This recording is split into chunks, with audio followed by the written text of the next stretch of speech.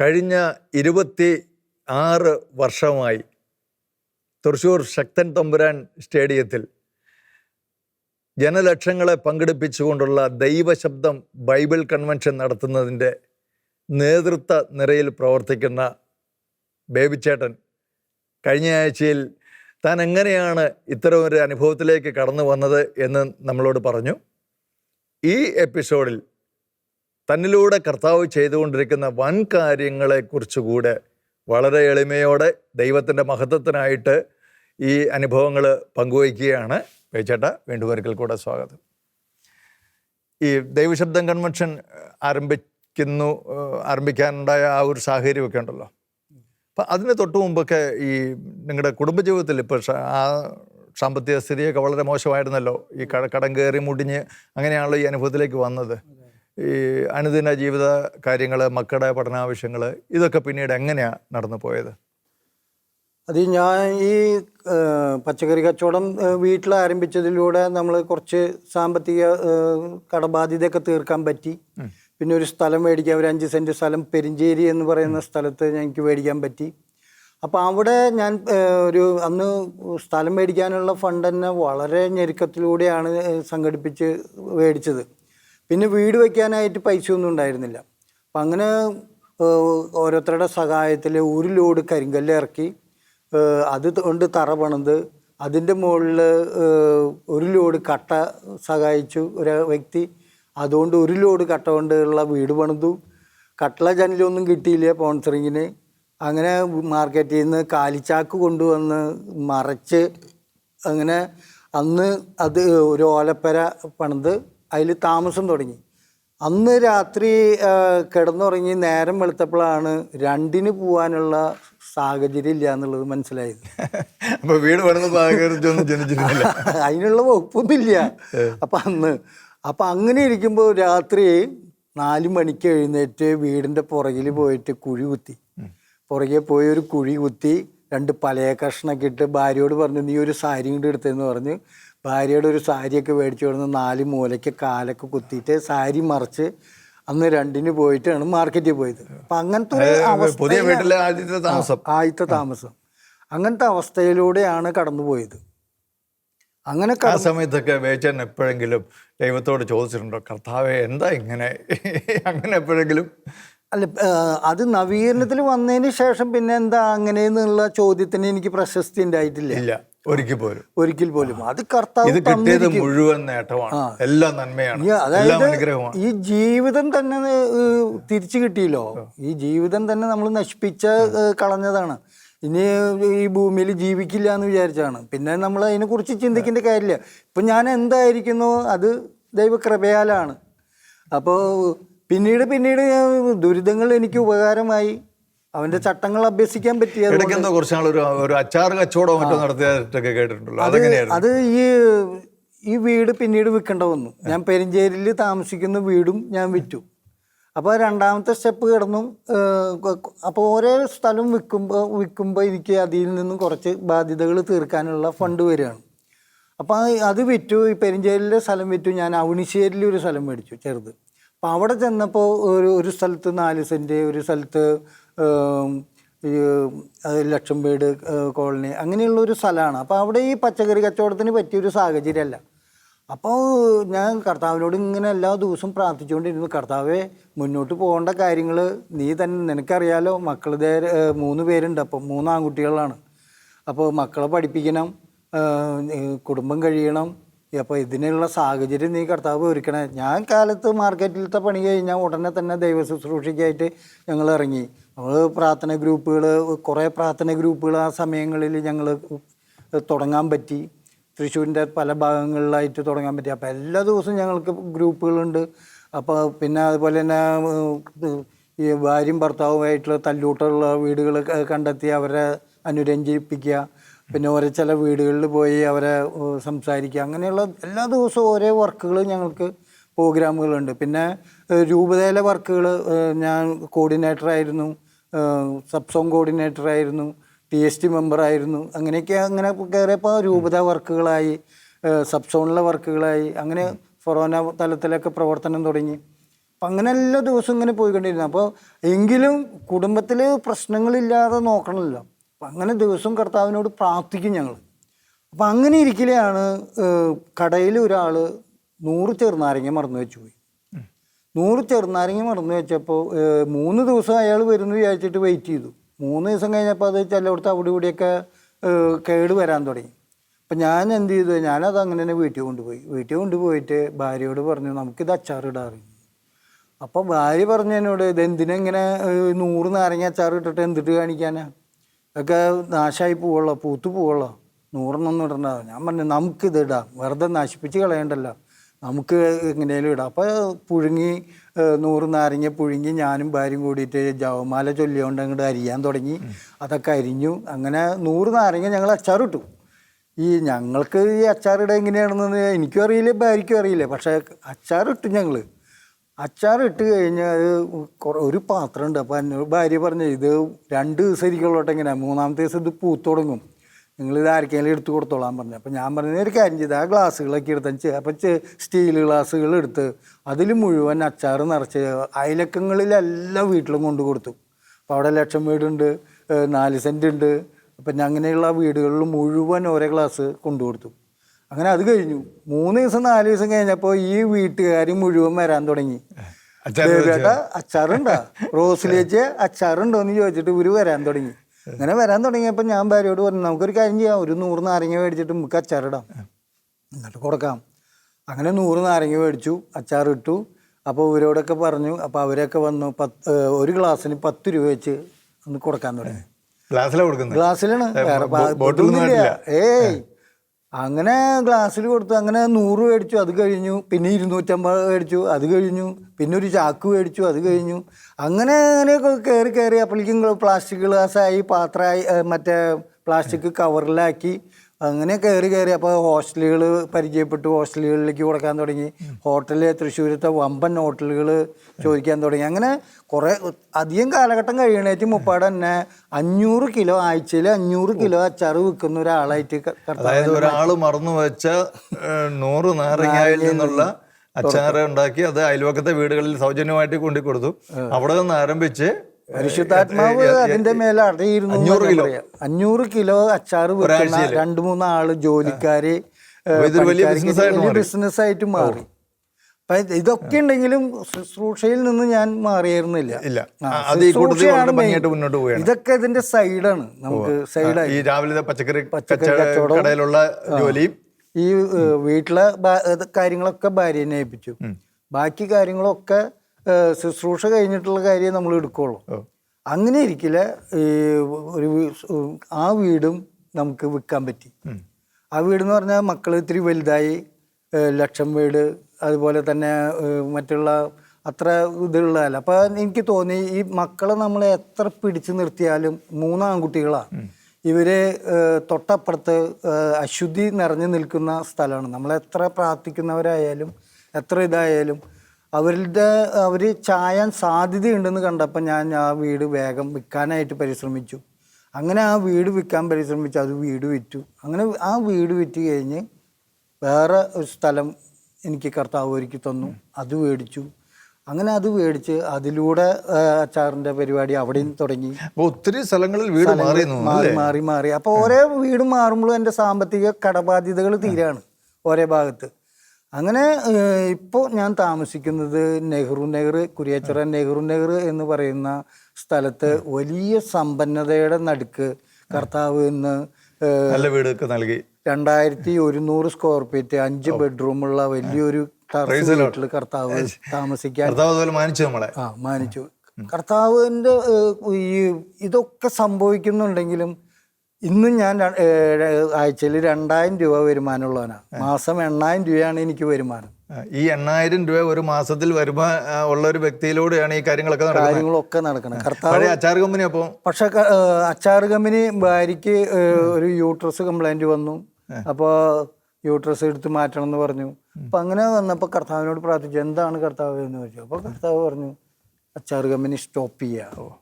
പിറ്റേ ദിവസം തന്നെ അച്ചാർ കമ്പനി സ്റ്റോപ്പാണ്. പിന്നെ അത് കൊണ്ട് നടക്കാനായിട്ട് പോയില്ല. അങ്ങനെ അച്ചാർ കമ്പനി സ്റ്റോപ്പ് ചെയ്തു. ഭാര്യയുടെ ഓപ്പറേഷൻ കഴിഞ്ഞു, ക്ലീനായി. അപ്പോൾ ഒന്നിനും കുറവില്ലാണ്ട് കർത്താവ് നമ്മളെ പരിപാലിക്കുകയാണ്. ഇപ്പോൾ വളരെ അതിശയകരമായിട്ട് എനിക്ക് തോന്നുന്നത്, അതായത് ആദ്യത്തെ ആ ഒരു അവസ്ഥയിൽ നിന്ന് എന്ന് പറഞ്ഞാൽ ഒരു വീട് വെച്ചു, പിറ്റേ ദിവസം രാവിലെ നമുക്കൊന്ന് രണ്ടിന് പോകാൻ നേരത്ത് ഒരു കുഴി കുത്തി സാരി കൊണ്ട് മറച്ച് അങ്ങനെ കാര്യം സാധിച്ചിരുന്ന അവസ്ഥയിൽ നിന്ന് കർത്താവ് എത്രയും മനോഹരമായിട്ട് 2200 സ്ക്വയർ ഫീറ്റിന്റെ നല്ല വലിപ്പമുള്ള നല്ല ഭംഗിയുള്ള വീടൊക്കെ കർത്താവ് ഇത്ര അധികമായിട്ട് അദ്ദേഹം മാനിക്കുന്നില്ലേ, വിശ്വസ്തയോടെ ദൈവത്തോട് ചേർന്ന് നിൽക്കുമ്പോൾ. അത് ഓരോ കൺവെൻഷൻ കഴിയുമ്പോഴും കർത്താവിനോട് എനിക്ക് ഈ വരുന്ന വർഷത്തിൽ ഇന്ന കാര്യം സാധിച്ചു കിട്ടണം എന്ന് പറഞ്ഞിട്ട് ആ കൺവെൻഷൻ പ്രവർത്തിക്കാൻ തുടങ്ങുമ്പോൾ തന്നെ ഞാൻ അത് സമർപ്പിക്കും. അതായത് ഓരോ വർഷവും ദൈവശബ്ദം കൺവെൻഷൻ തുടങ്ങുമ്പോൾ അതിന്റെ പ്രവർത്തനങ്ങൾ ആരംഭിക്കുമ്പോൾ ബേച്ചൻ ഒരു നിയോഗം വെക്കുകയാണ്. ഇന്ന ഈ ആവശ്യത്തിൽ നീ ഇടപെടണം. ആ നിയോഗം കർത്താവ് ആ കൺവെൻഷൻ കഴിഞ്ഞ് ഏതാനും നാളുകൾക്കുള്ളിൽ അത് സാധിച്ചു തന്നിരിക്കും. ശരി. അങ്ങനെ ഓരോ നിയോഗങ്ങളും വെച്ചിട്ട് കർത്താവ് ഈ നമുക്ക് ഈ ദൈവശബ്ദം ബൈബിൾ കൺവെൻഷൻ ആരംഭിക്കാനുള്ള അതിന്റെ തുടക്കത്തെക്കുറിച്ച് നമ്മളൊന്ന് സൂചിപ്പിച്ചിരുന്നു. നിങ്ങൾ കുറച്ച് പേര് ചേർന്ന് അഭിനന്ദന്മാരെയൊക്കെ പോയി കണ്ടതും. അങ്ങനെ ആദ്യത്തെ കൺവെൻഷൻ എങ്ങനെയാണ് നടത്തിയത്? ഏത് വർഷമായിരുന്നത്? ആദ്യത്തെ കൺവെൻഷൻ 94 ആദ്യ കൺവെൻഷൻ ആന്റണി കാനപ്പള്ളി അച്ഛൻ സ്റ്റാർട്ട് ചെയ്യാണ്. അങ്ങനെ സ്റ്റാർട്ട് ചെയ്ത് അപ്പൊ ഇതിന്റെ ഏകദേശം 1000 പേര് കൺവെൻഷൻ പങ്കെടുത്തു. അന്ന് ഒരു 10-30,000 പേരെങ്കിലും അന്ന് 94. അപ്പൊ അന്ന് ഇത്രയും ജനം വരുന്നു ഒന്നും ഞങ്ങൾക്ക് അറിയില്ല. ഞങ്ങൾ വെറുതെ ഒരു ചെറിയൊരു ഷെഡ് വെച്ച് മാർക്കറ്റില് ഒരു ചെറിയ ഷെഡ് വെച്ചിട്ട് ഒരു കൺവെൻഷൻ, അതിന് വലിയ പബ്ലിസിറ്റിയോ ഇതൊന്നും ഉണ്ടായിരുന്നില്ല. പക്ഷെ അവിടെയാണ് ഈ 10-30,000 ആൾക്കാർ വന്നത്. ദൈവം ആളുകളെ മുഴുവൻ കൊണ്ടുവന്നു. ഞങ്ങൾ ഇരുന്ന് കരയായിരുന്നു ഈ ജനങ്ങളെ മുഴുവൻ കണ്ടിട്ട്. അപ്പൊ അത് തുടങ്ങി വെക്കാൻ മാത്രമേ ഞങ്ങൾക്ക് അറിഞ്ഞുള്ളൂ. ബാക്കി കാര്യങ്ങളൊക്കെ എങ്ങനെയാ നടന്നു പോകണമെന്ന് അറിയില്ല. ഇതൊക്കെ കഴിഞ്ഞു കഴിഞ്ഞപ്പോൾ ഞങ്ങളുടെ കയ്യിൽ 50,000 രൂപ ബാക്കി വന്നു. അത് ശരി. അതായത് ഈ ആദ്യത്തെ കൺവെൻഷൻ കഴിഞ്ഞപ്പോൾ 50,000 രൂപ ബാക്കി വന്നു. അപ്പൊ ഞങ്ങള് ഈ 50,000 രൂപ ആരുടെ കയ്യിൽ വെക്കും? ഇത് ഒന്നാലും എൻ്റെ കയ്യിൽ വെക്കണം, അല്ലെങ്കിൽ നമ്മുടെ കൂട്ടത്തിലുള്ള ആരെങ്കിലും കയ്യിൽ വെക്കണം. അപ്പൊ എനിക്കാണെന്നുണ്ടെങ്കിൽ അത്രയും കടബാധ്യതയിൽ നിൽക്കുന്ന ആളുടെ കയ്യിൽ ഈ 50,000 രൂപ വെച്ചോണ്ടിരിക്കുമോ നമ്മൾ ആരെങ്കിലും? അപ്പൊ ആരുടെ കയ്യിൽ ഈ പൈസ വെക്കണ്ട, അപ്പൊ എന്ത് ചെയ്യണം നമുക്ക്? അപ്പൊ അങ്ങനെ ചിന്തിച്ചപ്പോൾ ഞങ്ങൾ ഷാജൻ തേർമടച്ചൻ്റെ അടുത്ത് ഞങ്ങൾ അഭിപ്രായം ചോദിക്കാൻ ചെന്നു. അച്ഛാ, നമുക്ക് 50,000 രൂപ ബാക്കി വന്നിട്ടുണ്ട്, എന്താ ചെയ്യേണ്ടത് നമുക്ക്? അപ്പം അച്ഛനായിട്ട് ഇങ്ങനെ ആലോചിച്ചപ്പോൾ പറഞ്ഞു, നമുക്കൊരു പാവപ്പെട്ട പെൺകുട്ടികളെ കല്യാണം കഴിക്കും. ശരി. അത് ശരിക്കും ഷാജനച്ഛൻ്റെ ഒരു ഐഡിയ, അദ്ദേഹത്തിലൂടെ സംസാരിച്ചത്. അങ്ങനെ അച്ഛൻ പറഞ്ഞു ഒരു പാവപ്പെട്ട പെൺകുട്ടിയാണ്. അപ്പം അന്ന് നമുക്ക് 5 പവനും 5 ജോഡി ഡ്രസ്സും 50 ആളുടെ സദ്യ നടത്താനുള്ള പൈസ ഈ 50,000 രൂപ മതി ഒരു കുട്ടി. അങ്ങനെ ആ ഒരു കുട്ടിയുടെ കല്യാണം നടത്തി. 5 പവനും 5 ജോഡി ഡ്രസ്സും 50 ആളുടെ സദ്യയായിട്ട് അന്ന് അത് നടത്തി. അങ്ങനെ അത് കഴിഞ്ഞ് പിറ്റത്തെ കൊല്ലം വന്നു. പിറ്റത്തെ കൊല്ലം കൺവെൻഷൻ നടന്നപ്പോൾ ഈ പറഞ്ഞ മാതിരി 50,000 രൂപ കടബാധ്യതയായി. അന്ന് മിച്ചമില്ല, കടം വന്നു. അതെന്ത് പറ്റിയ രണ്ടാമത്തെ പ്രാവശ്യം കടം വരാൻ കാരണം? കടം നമ്മൾ ഉദാസീനതയിലായി. കാരണം കാശ് വരും, നമ്മളിതിപ്പോ അങ്ങനെ ഇപ്പൊ ഇത്രയും ബാക്കി വന്നതാണല്ലോ. പിന്നെ നമുക്കിപ്പോ പറ്റാവുന്ന ഒരു അവസ്ഥയാണ്. കഴിഞ്ഞ പ്രാവശ്യം തീക്ഷ്ണമായിട്ട് പ്രാർത്ഥിച്ചു, കാര്യങ്ങളൊക്കെ ഭംഗിയായിട്ട് നടത്തി, 50,000 രൂപ മിച്ചം വന്നു, വലിയ കാര്യങ്ങളൊക്കെ നമ്മൾ ചെയ്തു. അതുകൊണ്ട് ഇപ്രാവശ്യം അതുപോലെ നടന്നോളൂ എന്ന് വിചാരിച്ച് പ്രാർത്ഥന അങ്ങോട്ട് കുറഞ്ഞു. പ്രാർത്ഥന കുറഞ്ഞു, അതുപോലെ തന്നെ നമ്മൾ ഓടി നടന്ന് സംഭാവന പിരിക്കലും കുറഞ്ഞു. വരും എന്നുള്ളത്. അങ്ങനെ പിറ്റത്തെ കൊല്ലം ഒരു 45-50 രൂപയോളം തന്നെ നമുക്ക് കടം വന്നു. കടം വന്നു കഴിഞ്ഞപ്പോൾ സൗണ്ടുകാരനോട്, പന്തലുകാരനോട്, ഇവരോടൊക്കെ ഇങ്ങനെ കടം നിർത്തി അപ്പം ഞങ്ങൾ പിന്നെ കുറേശ്ശെ കാശ് അവിടുന്ന് ഇവിടുന്നൊക്കെ ആയിട്ട് കടം തീർത്തു. പിറ്റത്തെ കൊല്ലം തൊട്ട് നമ്മൾ ആ തീഷ്ണത വെടിയാതെ അന്ന് തൊട്ട് പിന്നെ ഇന്നലെ ഈ കഴിഞ്ഞ കൺവെൻഷൻ വരയ്ക്ക് തീഷ്ണതയിൽ യാതൊരു കുറവും വരുത്താതെ പ്രവർത്തനം പിന്നെ ഒരു കൺവെൻഷൻ പോലും കടം വന്നിട്ടില്ല. പിന്നെ അന്ന് മുതൽ ഇന്ന വരെ നമ്മൾ ഈ കിട്ടുന്ന സമ്പത്ത് മുഴുവൻ നമ്മൾ ഈ പാവപ്പെട്ട പെൺകുട്ടികളെ വിവാഹം ചെയ്ത് അയക്കാനായിട്ട് നമ്മൾ എടുത്തു. പിന്നെ വരെ നമ്മൾ 125 പാവപ്പെട്ട കുട്ടികൾക്ക് 5 പവനും 5 ജോഡി ഡ്രസ്സ് 50 ആളുടെ പാർട്ടി ഇപ്പോൾ അലമാരിയും വെച്ച് കൊടുത്തു തുടങ്ങി. കഴിഞ്ഞ 26 തവണയായിട്ട് ഇതുവരെ 125 കുട്ടികളുടെ കല്യാണം നിങ്ങൾ നടത്തി കൊടുത്തു. അപ്പം ഇപ്പൊ എന്തൊക്കെയാണ് ഇങ്ങനെ സമ്മാനമായിട്ട് കൊടുക്കുന്നത്? ഇപ്പോൾ ഈ സമ്മാനം കൊടുക്കുന്നത് ഇതാണ്, നമ്മൾ 5 5 പവൻ പവന്റെ സ്വർണം, സ്വർണം, അതുപോലെ തന്നെ 5 ജോഡി വസ്ത്രങ്ങള്, പിന്നെ ഒരു സദ്യ നടത്താനുള്ള നടത്താനുള്ള ഇത്, പിന്നെ ഒരു അലമാരിയും കൊടുക്കും. ഒരു അലമാരിയും കൂടെ കൊടുക്കും. അപ്പൊ 1.5 ലക്ഷം രൂപയാണ് ഇപ്പൊ കുട്ടിക്ക് കൊടുക്കുന്നത്. അത് ശരി. ഇപ്പൊ ഈ കഴിഞ്ഞ വർഷം 1.25 ലക്ഷം രൂപ വന്നു. അത് കാലങ്ങൾ പോകുന്നതിനനുസരിച്ച് വ്യത്യാസം വരുമല്ലോ. പിന്നെ അതുപോലെ തന്നെ കിഡ്നി രോഗികൾക്ക്, ഹാർട്ട് രോഗികൾക്ക്, അങ്ങനെ വരുന്ന നമ്മുടെ കയ്യിൽ വരുന്നതിനനുസരിച്ചുള്ള ഇത് നമ്മൾ കൊടുത്തോണ്ടിരിക്കും. ഈ 125 കുട്ടികളുടെ കല്യാണം കൂടാണ്ട് ആയിരക്കണക്കിന് കുട്ടികൾക്ക് നമ്മൾ ഡ്രസ്സ് എടുത്ത് കൊടുക്കാറുണ്ട്. ആര് വന്ന് ചോദിച്ചാലും നമ്മൾ 2 ജോഡി ചുരിദാർ കൊടുക്കും. അത് ഏത് സമയത്തും നമ്മുടെ അവിടെ വന്നു കഴിഞ്ഞാൽ ഒരു അപേക്ഷയുമായിട്ട് വരുന്ന ഏതൊരാൾക്കും 1000 രൂപയും 2 ജോഡി. അപ്പൊ ഈ ആൾക്കാർ ഇത് അറിഞ്ഞു കേട്ട് അപേക്ഷയൊക്കെ കൊണ്ടുതന്ന് തരാൻ അങ്ങനെ ഒരു ഓഫീസ് സംവിധാനമോ അങ്ങനെ എന്തെങ്കിലും ഒക്കെ തൃശ്ശൂർ ശക്തൻ തമ്പുരാൻ മാർക്കറ്റിൽ തന്നെ നമ്മളൊരു ഓഫീസ് എടുത്തിട്ടുണ്ട്. അത് ശരി. അത് എന്ത് പേരിലാണ് അത് അറിയപ്പെടുന്നത്? മീറ്റ് ജീസസ് പ്രയർ ഗ്രൂപ്പ് എന്ന് പറഞ്ഞ ഒരു ഓഫീസ് സംവിധാനമുണ്ട്. അവിടെ ആരാ അതിനകത്ത് കാര്യങ്ങൾ കൈകാര്യം ചെയ്യുന്നത്? ഇപ്പൊ അതിന്റെ പ്രസിഡന്റ് ഞാനാണ്. സെക്രട്ടറി, ട്രഷറർ, പിന്നെ അതിന്റെ കോർ ടീമുണ്ട്, 10 പേര് കോർ ടീമുണ്ട്. പിന്നെ കൺവീനേഴ്സ് ഉണ്ട്, 26 പേര് കൺവീനേഴ്സ് ഉണ്ട്. ഇപ്പൊ 400-ഓളം വാളണ്ടിയേഴ്സ് ഉണ്ട്. അപ്പൊ അത് അതിന്റെ ഒരു ഇപ്പൊ ട്രസ്റ്റിയാക്കി ഞങ്ങൾ കഴിഞ്ഞ കൊല്ലം 2 കൊല്ലം മുപ്പാട് ട്രസ്റ്റിയാക്കി. ഇപ്പൊ ട്രസ്റ്റിന്റെ കീഴിലാണ് കാര്യങ്ങൾ നടക്കുന്നത്, പ്രവർത്തനങ്ങൾ മുന്നോട്ട് പോകുന്നത്. ഇപ്പൊ വേറെ എന്തൊക്കെ പ്രവർത്തനങ്ങളാണ് നിങ്ങൾക്ക് ഇതിനകത്ത് ചെയ്യാൻ പറ്റിയിരിക്കും? ഇപ്പോൾ കഴിഞ്ഞ വർഷം നമ്മുടെ ഷംസാബാദില് തട്ടിൽ പിതാവിന് ഒരു 8 ലക്ഷം രൂപ കൊടുത്തു. ഒരു പള്ളി പണി, ദൈവശബ്ദത്തിന്റെ പേരിൽ ഒരു പള്ളി പണിയാനായിട്ട്. അവിടെ ഒരു പള്ളി പണിയാൻ 8 ലക്ഷം രൂപ മതി. അപ്പൊ ഒരു 8 ലക്ഷം രൂപ അതിന് കൊടുത്തു. ഒരു പള്ളി അവിടെ ദൈവശബ്ദത്തിന്റെ പേരിൽ പണിയുന്നു. പിന്നെ നമ്മൾ ചെയ്തുകൊണ്ടിരിക്കുന്ന വേറൊരു വലിയൊരു ശുശ്രൂഷയാണ്. നമ്മുടെ കുറ്റിക്കിലച്ചൻ ഉണ്ടായിരുന്ന സമയത്ത് ചെന്നായ്പാറ ആശ്രമം തുടങ്ങി. അങ്ങനെ ആകാശപ്പറവുണ്ട്. അങ്ങനെ ചെന്നായ്പാറ ആശ്രമം തുടങ്ങി ഏതാനും നാളുകൾ കഴിഞ്ഞപ്പോൾ അച്ഛൻ തൃശ്ശൂർ മാർക്കറ്റിലേക്ക് വന്നു. മാർക്കറ്റിൽ വന്നിട്ട് പറഞ്ഞു, അന്ന് 26ഓളം പേരാണ് അവിടെ ഉണ്ടായിരുന്നത്.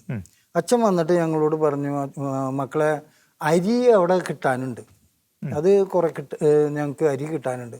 ഈ കറി വെക്കാനായിട്ടൊന്നും ഞങ്ങൾക്ക് സംഘടിപ്പിക്കാൻ പറ്റണില്ല. ബേബിയെ കറി വെക്കാനായിട്ട് എന്തെങ്കിലും കിട്ടാൻ വല്ല വഴിയുണ്ടോ എന്ന് വെച്ചു. അപ്പോൾ അവിടെ നിന്ന് 2 സഹോദരിമാരും കൂട്ടിയിട്ടാണ് വന്നതാണ്. അപ്പം ഇങ്ങനെ ഇവിടെ പ്രേയറൊക്കെ നടക്കുന്ന കാര്യങ്ങളൊക്കെ അച്ഛനോട് അവർ പറഞ്ഞു, ഇങ്ങനെ ദൈവശബ്ദം എന്ന് പറഞ്ഞൊരു പ്രാർത്ഥനാ സമൂഹമുണ്ട് എന്നൊക്കെ പറഞ്ഞു. അപ്പം അങ്ങനെ അച്ഛൻ വന്ന് എന്നോട് പറഞ്ഞപ്പോൾ ഞാൻ പറഞ്ഞു, അച്ഛാ ഒരു കാര്യം ചെയ്യാം, അവിടേക്കുള്ള ഒരു സാമ്പാർ, ഒരു തോരൻ, ഒരു അച്ചാർ, അതിനുള്ള പച്ചക്കറി സാധനങ്ങൾ ഞങ്ങൾ തരാം എല്ലാ ദിവസത്തേക്കും. അച്ഛൻ 2 ആഴ്ചയിൽ 2 ദിവസം ആരെങ്കിലും പറഞ്ഞയച്ചാൽ മതി, അത് ഞങ്ങൾ തന്നതാണ്. അങ്ങനെ അന്ന് മുതലേ ഞങ്ങൾ അവർക്ക് പച്ചക്കറി സാധനങ്ങൾ കൊടുക്കാൻ തുടങ്ങി. ഫ്രീ ആയിട്ട് എല്ലാ ദിവസവും. ഇപ്പോൾ എത്ര വർഷമായിട്ട് അങ്ങനെ കൊടുക്കുന്നു? ഇപ്പോൾ അത് 25-26 വർഷമായി തുടങ്ങി. തുടർച്ചയായിട്ട് 455 പേരുണ്ട് അവിടെ, ശുശ്രൂഷകരടക്കം 500 പേരുണ്ട് അവിടെ. അവർക്ക് ആവശ്യമുള്ള പച്ചക്കറി ഇപ്പോഴും 500 പേർക്ക് ആവശ്യമുള്ള എല്ലാ ദിവസത്തെയും പച്ചക്കറി ഫ്രീ ആയിട്ട് പോയിക്കൊണ്ടിരിക്കുകയാണ് നമ്മുടെ മാർക്കറ്റിൽ നിന്ന് പോയിക്കൊണ്ടിരിക്കുകയാണ്. അപ്പൊ അവിടേക്ക് മാത്രമല്ല, അവിടേക്ക് കൊടുക്കുന്നു എന്ന് പറഞ്ഞ് കേട്ടറിഞ്ഞ് ഇപ്പൊ 58 അനാഥ മന്ദിരങ്ങൾക്ക് കൊടുക്കുന്നുണ്ട്. 58 അനാഥ മന്ദിരങ്ങൾക്ക് നമ്മുടെ ഈ പ്രയർ ഗ്രൂപ്പിലൂടെ പോയിക്കൊണ്ടിരിക്കുന്നുണ്ട്. അത് ഒരു വലിയ അതിശയകരമായ ഒരു കാര്യമാണ്. അപ്പൊ അതൊക്കെ പച്ചക്കറികൾ ഇങ്ങനെ കൊടുത്തോണ്ടിരിക്കുകയാണ്. പച്ചക്കറി മാർക്കറ്റിലുള്ളവരുടെ ദശാംശമാണ് അത്. മാർക്കറ്റിലെ ഇപ്പോൾ ഗ്രൂപ്പ് വഴി എന്ന് പറഞ്ഞാൽ മാർക്കറ്റിലെ എല്ലാ പീഡിയകളും അതിന് സഹകരിക്കുകയാണ്. അപ്പൊ ഇവര് വന്ന് ചോദിക്കുമ്പോൾ അവർ കൊടുക്കണം. കൊടുക്കുമ്പോൾ കിട്ടുമെന്നുള്ള ആ ഒരു വലിയ ദൈവരാജ്യത്തിന്റെ രഹസ്യം അവർക്കറിയാം. നിങ്ങളുടെ മാർക്കറ്റിലുള്ള ആ അളവിലേക്ക് പഠിച്ചിട്ടുണ്ട്. ആ അളവിലേക്ക് മാർക്കറ്റിലുള്ളവരെ വളർത്താൻ പറ്റി ദൈവശബ്ദം ടീമിന്. കൊടുക്കുമ്പോൾ കിട്ടും എന്നുള്ളൊരു ബോധ്യം മാർക്കറ്റിലുള്ളവരിൽ. മറ്റത് അങ്ങനെയല്ല, ഇത് 10 രൂപ കയ്യിൽ നിന്ന് പോയാൽ എത്രമാത്രം എങ്ങോട്ട് സംഘടിപ്പിക്കാൻ പറ്റുന്നോ അത്രമാത്രം സംഘടിപ്പിക്കുക എന്നുള്ളതാണ് ഞങ്ങളുടെ ആദ്യകാലത്തെ കാര്യങ്ങൾ. ഈശോ ഉള്ളിൽ വന്നപ്പോൾ, ദൈവരാജ്യം ഉള്ളിൽ വന്നപ്പോൾ നേരെ തിരിച്ചായി കാര്യങ്ങൾ. എത്രത്തോളം കൊടുക്കാൻ പറ്റും നോക്കുക, എത്രമാത്രം കൊടുക്കാൻ പറ്റും അത്രമാത്രം കൊടുക്കുക എന്നുള്ളതാണ്. ഇന്ന് മാർക്കറ്റ് തൃശ്ശൂരിലേക്ക് ഇന്ന് മാർക്കറ്റിൽ വരുന്ന ഏതൊരുവനും കേൾക്കാൻ പറ്റുന്ന ഭക്തിഗാനം അല്ലെങ്കിൽ വചനങ്ങൾ. അതായത് മാർക്കറ്റിൽ കച്ചവടം നടക്കുമ്പോൾ തന്നെ നല്ല ഭക്തിഗാനങ്ങളും വചനപ്രഘോഷങ്ങളും ഒക്കെ ഇങ്ങനെ അലയടിച്ചുകൊണ്ടിരിക്കുകയാണ് കടകളില്. പിന്നെ നൊയമ്പിലെ എല്ലാ വെള്ളിയാഴ്ചകളിലും ഞങ്ങള് മാർക്കറ്റില് വചനപ്രഘോഷണം നടത്തിയിരുന്നു. ശരി. എല്ലാ നൊയമ്പിന്റെ അവസാന ബുധനാഴ്ച കുരിശിന്റെ വഴി നടത്തും മാർക്കറ്റില്. ചേട്ടാ, നമുക്കറിയാലോ, ഒരു മാർക്കറ്റ് എന്നൊക്കെ പറയുമ്പോൾ അവിടെ എല്ലാ വിഭാഗങ്ങളിലും പെട്ട ആൾക്കാരുണ്ടാവുമല്ലോ. അപ്പോൾ നമ്മൾ ഇവിടെ ഒരു ക്രിസ്തീയ വിശ്വാസത്തിൽ ഇങ്ങനെ പ്രാർത്ഥനകളും കാര്യങ്ങളും ഒക്കെ നടത്തുമ്പോൾ എന്തെങ്കിലും എതിർപ്പുകളും കാര്യങ്ങളൊക്കെ ഉണ്ടാക്കുക സ്വാഭാവികമാണല്ലോ. അങ്ങനെ എന്തെങ്കിലുമൊക്കെ ഉള്ള അനുഭവങ്ങളുണ്ട്? ആദ്യകാലത്തൊക്കെ ചെറുതായിട്ടൊക്കെ ഉണ്ടായിരുന്നു. ഇപ്പം ഞങ്ങൾ പ്രാർത്ഥിക്കുന്ന ഒരു തുറസായ സ്ഥലത്താണ്. ഒരു കക്കൂസിൻ്റെ തൊട്ടിപ്പുറത്താണ് ഞങ്ങൾ ചാക്ക് വിരിച്ചിട്ട് തുറസായ സ്ഥലത്തിരുന്നിട്ടാണ് പ്രാർത്ഥിക്കുക. അപ്പം ഇതിലൊക്കെ പോണവരെ പ്രാന്തന്മാരെ എന്നൊക്കെ പറഞ്ഞിട്ട് ഓളിട്ട് തിക്കുന്തരക്കൊക്കെ ഉണ്ടാക്കിയായിരുന്നു. പിന്നെ മദ്യപിക്കുന്നവർ, ഞങ്ങൾക്ക് മദ്യപാനത്തിന് അടിമയായിട്ടുള്ളവരുണ്ട്. അപ്പം അവർ ഞങ്ങൾ പ്രാർത്ഥിക്കുന്ന സ്ഥലത്ത് വന്നിട്ട് കിടക്കും. ഞങ്ങൾ ചാക്ക് വിരിച്ച് ഇതൊക്കെ സെറ്റാക്കിയിട്ട് ഞങ്ങൾ പീടികയിൽ പോയിട്ട് ഷർട്ടും ഡ്രസ്സൊക്കെ മാറിയിട്ട് വരാന്ന് വെച്ചിട്ട് പോകുമ്പോൾ ഇവർ വന്നിട്ട് അതിൻ്റെ ഉള്ളിൽ കിടന്ന് കറങ്ങും. നമ്മളെ കൊണ്ട് അവിടെ പ്രാർത്ഥിക്കാൻ സമ്മതിക്കില്ല. അതൊക്കെ അങ്ങനെയൊക്കെ കാര്യങ്ങളൊക്കെ ഉണ്ടായിരുന്നു. പിന്നെ അത് തന്നെയല്ല, 4 മണിക്ക് 5 മണി ഒക്കെ വന്നിരുന്ന് 2-ന് പോവും. ഈ പ്രാർത്ഥിക്കുന്ന സ്ഥലത്ത് അവർ 2-ന് പോയിട്ട് പോവും. അപ്പം ഞങ്ങൾ എന്താണെന്ന് വെച്ചാൽ ഞങ്ങൾ പ്രാർത്ഥനയ്ക്ക് മുന്നേ വന്നിട്ട് ഷവലും ചാക്കൊക്കെ കൊണ്ടുവരും. എന്നിട്ട് ഇതൊക്കെ കോരി കളഞ്ഞിട്ട് അവിടെ ചാക്ക് വിരിച്ച് അവിടെ ടാർപ്പായ അതിൻ്റെ മുകളിൽ വിരിച്ച് എന്നിട്ടാണ് പ്രാർത്ഥിക്കാനൊക്കെ ഇരിക്കുക. അപ്പം ആദ്യകാലത്ത് ഈ മുകളിൽ അവിടെ മീൻ മാർക്കറ്റ് തൊട്ടപ്പുറത്താണ്. ഈ മീൻ മാർക്കറ്റിൽ തൊട്ടപ്പുറത്തായതുകൊണ്ട് മുകളിൽ ഞങ്ങൾക്കൊരു മരത്തിൻ്റെ ചുവട്ടിലാണ് ഞങ്ങൾ ഇരിക്കുന്നത്. അപ്പം ഞങ്ങളിങ്ങനെ കരങ്ങൾ ഉയർത്തി ഹല്ലേലൂയ ഹല്ലേലൂയ എന്ന് പറഞ്ഞിട്ട് ഇങ്ങനെ പ്രാർത്ഥിക്കുന്ന സമയത്ത് ഒരു കാക്ക കൊമ്പത്ത് ഇരുന്നിട്ട് ഈ അയിലയുടെയോ ചാളയുടെയോ ഇതിന്ന് ടിക് എന്ന് പറഞ്ഞിട്ട് നമ്മുടെ വായിലേക്ക് വീഴും. അപ്പം അങ്ങനെ വന്നപ്പോൾ ഞങ്ങൾ എന്ത് ചെയ്യും, ഇതിനെന്ത് ചെയ്യാൻ മറുമരുന്ന്. അപ്പം ഞങ്ങൾക്ക് മനസ്സിലായി ഇനിയൊരു വരിയുള്ള. അപ്പം ഈ മരത്തിൻ്റെ ഏറ്റവും തുഞ്ചത്ത് പോയിട്ട് ഞങ്ങളൊരു കയറ് കെട്ടിയിട്ട് ഇവിടെ നിന്ന്. അപ്പം ഞങ്ങൾ ഈ കയ്യിൽ കയറ് പിടിച്ചിട്ട് യേശുവേ നന്ദി യേശുവേ നന്ദി യേശുവേ നന്ദി എന്ന് പറഞ്ഞിട്ട് ഇങ്ങനെ ഇത് വലിക്കും ചെയ്യും.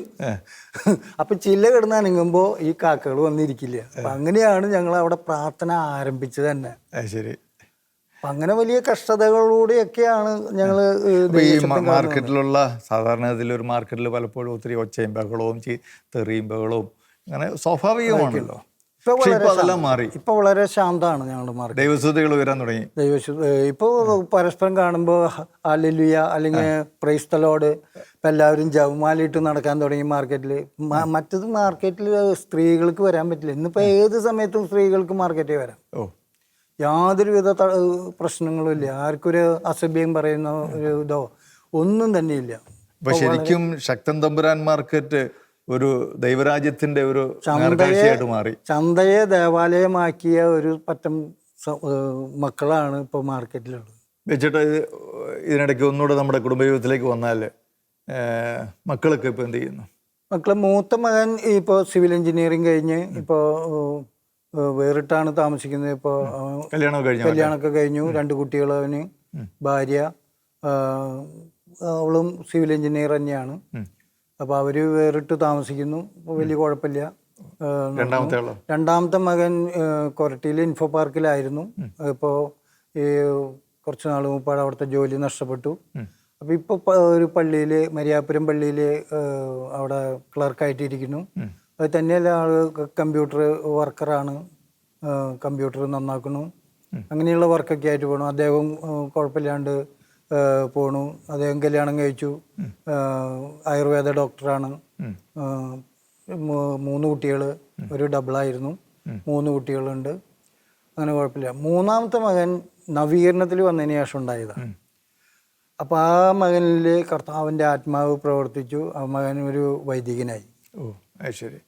അപ്പോൾ ഇപ്പോൾ തൊടുപുഴ തൊമ്മൻകുത്ത് എന്ന് പറയുന്ന മൈനർ സെമിനാരിയിൽ ഇപ്പോൾ സ്പിരിച്വൽ ഫാദറായിട്ട് സേവനം അനുഷ്ഠിക്കുന്നു. രൂപതയ്ക്ക് വേണ്ടിയിട്ടോ അതോ ഫരീദാബാദ് രൂപതയ്ക്ക് വേണ്ടി. അപ്പോൾ അവിടെ സേവനം ചെയ്യുന്നു. അദ്ദേഹത്തിനൊക്കെ ഈ കാലഘട്ടത്തിലെ ഒരു അസുഖം വന്നു. കർത്താവ് വലിയൊരു അത്ഭുതകരമായിട്ട് എന്തായിരുന്നു അത്? അത് ഈ കൈയിൻ്റെ കുഴയുടെ ഉള്ളിൽ 3 ട്യൂമർ. ഈ 3 പട്ടം കിട്ടിയ ആ ആഴ്ചയിലാണ് ഈ 3 ട്യൂമർ ഉണ്ടെന്നുള്ളത് അറിയണത്. അങ്ങനെ 3 ട്യൂമർ വന്നപ്പോൾ ആ സമയത്താണ് നമ്മുടെ അങ്കമാലിയിലെ ഡൊമിനിക് അച്ഛൻ ധ്യാനിപ്പിക്കാൻ വന്നേക്കണു. വട്ടായച്ചൻ നമ്മുടെ അരുണാട്ടര പള്ളിയിൽ വന്നിരിക്കുന്നു. മണലൂര് സാബ് അറുതൊട്ടി വന്നിരിക്കും. അപ്പം ഈ 3 പേരുടെ അടുത്തേക്ക് മകനെ ഞാൻ കൊണ്ടുപോയി. അവർ 3 പേരും പ്രാർത്ഥിച്ചു കഴിഞ്ഞ് ഞങ്ങൾ അങ്ങനെ തന്നെ വെല്ലൂർക്ക് പോയി. വെല്ലൂർ ആസ്പത്രിയിൽ പോയി. അവിടെ ചെന്ന് അപ്പോൾ ഇവിടെ നമ്മൾ കിംസ് ഹോസ്പിറ്റലിൽ പോയിട്ടുണ്ടായിരുന്നു തിരുവനന്തപുരത്ത്. അവിടെ വെച്ചാണ് അവർ ഇത് ഒരെണ്ണം ക്യാൻസർ ആയിട്ടുണ്ട്, മറ്റേ 2 വേറെ ഓപ്പറേഷൻ ചെയ്യാം, അങ്ങനെ 3 എണ്ണമാണ്. അങ്ങനെ വന്ന് ഈ ഇതും കൊണ്ട് ഞങ്ങൾ വെല്ലൂർ പോയി. അവിടെ ചെന്ന് നോക്കിയപ്പോൾ ക്യാൻസർ കർത്താവ് എടുത്തു മാറ്റി. Praise the Lord. അപ്പോൾ അങ്ങനെ ആ ക്യാൻസർ മാറി. മറ്റ് 2 ഓപ്പറേഷനുകളും അവിടെ വെച്ച് ഓപ്പറേഷൻ ചെയ്തു. അത് കഴിഞ്ഞ് വന്നു, കുഴപ്പമില്ലാണ്ടൊക്കെ ആയിരുന്നു. അപ്പോൾ വീണ്ടും മുഴകൾ വരാൻ തുടങ്ങി, ട്യൂമർ വരാൻ തുടങ്ങി. അപ്പോൾ അതെന്താ കാരണം എന്നുള്ളത് അറിയാൻ വേണ്ടിയിട്ട് മിഷൻ ആസ്പത്രിയിൽ പോയി. അവിടെ ചെക്കപ്പ് കഴിച്ചപ്പോൾ ഈ പാരോടൈറോയ്ഡ് എന്ന് പറയുന്ന ഒരു രോഗമാണെന്ന് പറഞ്ഞു. അങ്ങനെ അത് ഓപ്പറേഷൻ ചെയ്തു. ഇപ്പോൾ വലിയ കുഴപ്പമില്ലാണ്ട് ഇപ്പോൾ പോയിക്കൊണ്ടിരിക്കുന്നു. അപ്പം അങ്ങനെ സഹനങ്ങളൊക്കെ നമ്മുടെ ഈ കൂട്ടത്തിലുള്ളതാണ്. അതിനൊക്കെ അതിജീവിക്കാൻ, അതായത് തിരമാലകളിൽ ശാന്തമായ കടലിലൂടെയല്ല പത്രോസ് കടന്നു പോയത്. പത്രോസ് കടന്നു പോയത് വലിയ തിരമാലകളുണ്ട്, ചവിട്ടി മെതിച്ചിട്ട് തന്നെയാണ് യേശുവിൻ്റെ അടുത്ത് എത്തിയത്. ഇതേപോലെ തന്നെ നമ്മുടെ ജീവിതത്തിലെ തിരമാലകളും പ്രശ്നങ്ങളും പ്രതിസന്ധികളും വരും. ഇതൊക്കെ തരണം ചെയ്ത് നമുക്ക് കടന്നു പോകാൻ കർത്താവിൻ്റെ ആത്മാവ് നമ്മളെ ശക്തിപ്പെടുത്തും. ആകെ മൊത്തത്തിൽ നോക്കുമ്പോൾ ഈ ദൈവാനുഭവത്തിലേക്ക് കടന്നു വന്നതും പിന്നീടുള്ള ഇത്രയും വർഷത്തെ ജീവിതവും ഒക്കെ നോക്കുമ്പോൾ, ആ പിന്നിലേക്ക് തിരിഞ്ഞു നോക്കുമ്പോൾ എന്താ ബേബിച്ചേട്ടന് പറയാനുള്ളത്? ഞാൻ വലിയ സന്തോഷവാനാണ്. കർത്താവിൻ്റെ സ്നേഹം അനുഭവിച്ചറിയാൻ നമുക്ക് കിട്ടിയ ഈ അവസരം ഞാൻ കർത്താവിന് സമർപ്പിക്കുകയാണ്. എനിക്ക് നമ്മുടെ പ്രേക്ഷകരോടായിട്ട് ബേബിച്ചേട്ടന് സ്വന്തം ജീവിതത്തിൽ നിന്ന് എന്ത് ഒരു ഉപദേശമാണ് കൊടുക്കാനുള്ളത്? അത് കർത്താവായ യേശുവിൽ വിശ്വസിക്കുക, നീയും നിൻ്റെ കുടുംബവും രക്ഷ പ്രാപിക്കും. എൻ്റെ ജീവിതം അതാണ്. ഞാൻ കർത്താവായ യേശുവിൽ വിശ്വാസം അർപ്പിച്ചപ്പോൾ എൻ്റെ കുടുംബം അഭിവൃദ്ധി പ്രാപിച്ചു. എൻ്റെ കുടുംബത്തിന് യാതൊരുവിധ കുഴപ്പങ്ങളും ഇല്ലാതെ, ഇന്നൊന്നിനും കുറവില്ലാതെ കർത്താവ് പരിപാലിച്ചുകൊണ്ടിരിക്കുക. അതായത് പക്ഷേ ഇപ്പോഴും ആഴ്ചയിൽ 2000 രൂപയുടെ ശമ്പളക്കാരനാണ്. ഒരു മാസത്തിൽ ഈ തുച്ഛമായ ഒരു 8000 രൂപ ഈ കാലഘട്ടത്തിലും ഉള്ളൂ. പക്ഷെ ഇതിനിടയിലും ഈ 5 അപ്പത്തെ 5000 പേർക്കായി വർദ്ധിപ്പിച്ച അതേ കർത്താവിൻ്റെ പ്രവൃത്തിയാൽ ഇത്ര അതിശയകരമായിട്ട് മക്കളിലൂടെയൊക്കെ കർത്താവ് അനുഗ്രഹിച്ചു. ഇപ്പൊ കർത്താവ് മക്കളൊക്കെ ജോലിക്കാരായി. അതുകൊണ്ട് ഒന്നിനും കുറവില്ല എന്ന് പറയാൻ എനിക്ക്, ഒന്നിനും കുറവില്ലാതെ. ഇപ്പൊ രാവിലെ പുലർച്ചെ മാർക്കറ്റിൽ ചെല്ലുന്നു, 11 മണി വരെ അവിടെ ജോലി ചെയ്യുന്നു. അതിനുശേഷമുള്ള സമയത്ത് ശുശ്രൂഷയ്ക്കായിട്ട് വിനിയോഗിക്കുന്നു അല്ലേ? വളരെ അനുഗ്രഹപ്രദമായ ഒരു സന്ദേശം നമുക്ക് ബേബിച്ചേട്ടനിലൂടെ നമുക്ക് കേൾക്കാനായിട്ട് പറ്റി. പ്രിയപ്പെട്ട സഹോദരങ്ങളെ, എത്ര തകർന്ന ജീവിതമാണെങ്കിലും കർത്താവിൻ്റെ കയ്യിലേക്ക് കൊടുത്താൽ കർത്താവ് അതിനെ പുതുക്കി പണിത് വളരെ മനോഹരമായിട്ട് നോക്കുക. ഇന്ന് ബേബിച്ചേട്ടനെയൊക്കെ ഉപയോഗിക്കുന്നത് കണ്ടോ? ഇതുപോലെ നമ്മുടെയൊക്കെ ഇടയിലും ഒരുപാട് തകർന്ന ജീവിതങ്ങൾ കാണും. എല്ലാം അവസാനിച്ചു എന്ന് തോന്നിപ്പോകുന്നിടത്തുനിന്ന് വീണ്ടും ആരംഭിക്കുവാനായിട്ട് കഴിയുന്നവനാണ് നമ്മുടെ കർത്താവ്. നമ്മുടെ ദൈവത്തെക്കുറിച്ച് പറയുന്നത് അവൻ ആദ്യവും അന്ത്യവുമാണെന്ന്, ഒന്നാമത്തവനും ഒടുവിലത്തവനുമാണ്. അപ്പോൾ നമ്മുടെ കർത്താവിന് അസാധ്യമായിട്ടൊന്നുമില്ല. നമ്മുടെയൊക്കെ ജീവിതങ്ങളെ ഈശോയ്ക്ക് പരമേൽപ്പിക്കാം. ബേബിച്ചേട്ടൻ്റെ കഴിഞ്ഞ 2 എപ്പിസോഡുകളിലായി നമ്മളോട് പങ്കുവച്ച ഈ ദൈവാനുഭവം അനേകർക്ക് അനുഗ്രഹത്തിന് കാരണമായി തീരട്ടെ എന്ന് പ്രാർത്ഥിക്കുന്നു. അടുത്തയാഴ്ച നമുക്ക് തീപിടിച്ച മറ്റൊരു വ്യക്തിയുമായിട്ട് വീണ്ടും കണ്ടുമുട്ടാം.